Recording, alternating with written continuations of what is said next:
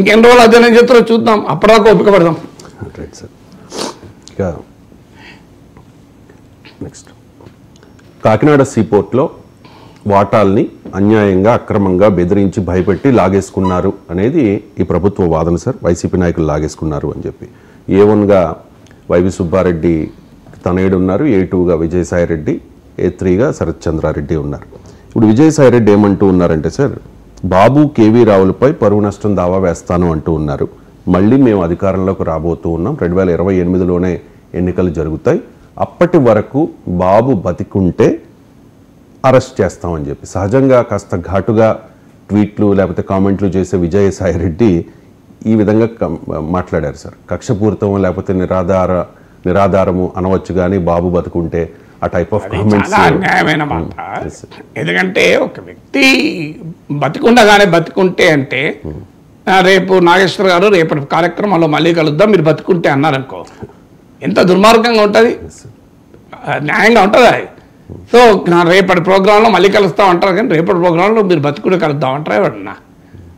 మీరు మీ ఇంటికి ఎవరైనా గెస్ట్ వస్తారు, మళ్ళీ కలుద్దామండి నెక్స్ట్ వీక్ అంటారు, నెక్స్ట్ వీక్ ఎవరైనా బతుకుంటే కలుస్తామంటారా? అసలు ఏం మాట అండి? సంస్కారం, రాజకీయాల్లో సంస్కారం ఉండాలి కదా. ఇప్పుడు చంద్రబాబు నాయుడు బతికుంటే అరెస్ట్ చేస్తాం, సో చంద్రబాబు నాయుడు బతుకుంటే అరెస్ట్ చేస్తాం అనే మాట చాలా అభ్యంతరకరమైన మాట. పరువు నష్టం దావా వేసుకోవచ్చు, అది ఎవరికైనా చట్టం ఇచ్చిన, రాజ్యాంగం ఇచ్చిన హక్కు. సో అది విజయసాయిరెడ్డి కూడా హక్కు ఉంటుంది. కానీ పరువు నష్టమైందా లేదా తేలాలి అంటే కేవీ రావు నుంచి బలవంతంగా తీసుకున్నారా లేదా తేలాలి. ఒకవేళ అది బలవంతంగానే తీసుకొని ఉంటే పరువే లేదు, నష్టం ఎక్కడిది? బలవంతంగా తీసుకోలేదనుకుంటే అప్పుడు పరువు నష్టం.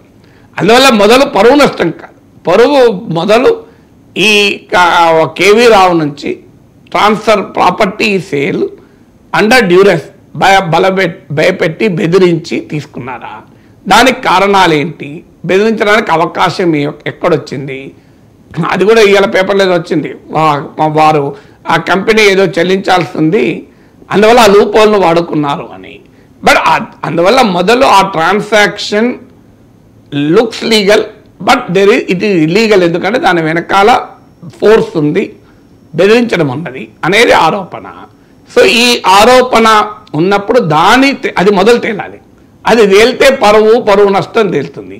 ఈలోగా మాత్రం ఇది ఈ రకమైన వ్యాఖ్య మాత్రం ఖచ్చితంగా అభ్యంతరకరం. రాజకీయాల్లో డీసెన్సీ ఉండాలి. సో అది ఎవరు మాట్లాడినా తప్పే, చావడం బతకడం అనేది. అందులో మన సంస్కృతిలో చాలా తప్పు. మనం అశుభం మాట్లాడము.